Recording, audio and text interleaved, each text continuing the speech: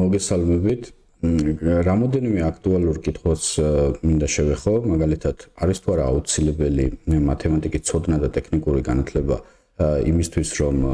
ვიმუშაოთ ბუღალტრად ან შევისწავლოთ ბუღალტერია. დღეს თანამედროვე სამყაროში არსებობს უამრავი ძლიერი ბუღალტერი და მთავარი ბუღალტერი, რომლებსაც არ აქვთ ტექნიკური განათლება, თუმცა ბრწყინვალედ ასრულებენ თავის სამუშაოს, მაგრამ მე პირადად არც ის მომწონს ხოლმე, როდესაც საერთოდ ხაზს გადაუსვამენ და ბუღალტერია და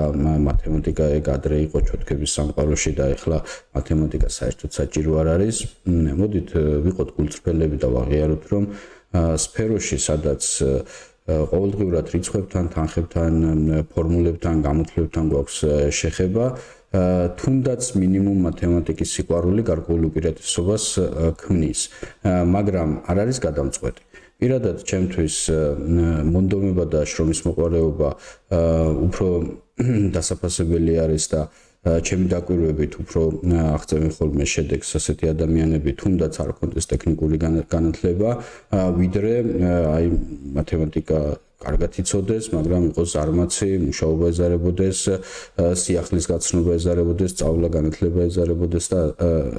ასე შემდეგ. და ამას დავამატებდი იმას, რომ აი როდესაც ამჩნევ ხოლმე ან მეუბნებიან განსაკუთრებით ჩემი სტუდენტები, რომ რამოდენიმე საათი მოანდომეს დავალების შესრულებას და აიღალნენ, იწვალეს, მაგრამ აი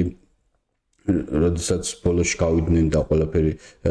სწორად გამოვიდა, ეხლა სიამოვნება მიიღეს, ესე გავუხარდოთ, რომ ამად ღირდა. აი თუ ამ ჭალებში ბუღამს დავიჭერთ და აი შრომის მოყვარეობა, მონდომებას არ დავაკლებთ და მუდმივ განვითარებას და სწავლას, ჩათვალეთ, რომ ამ სფეროში თქვენი ადგილი ნამდვილად მოიძებნება და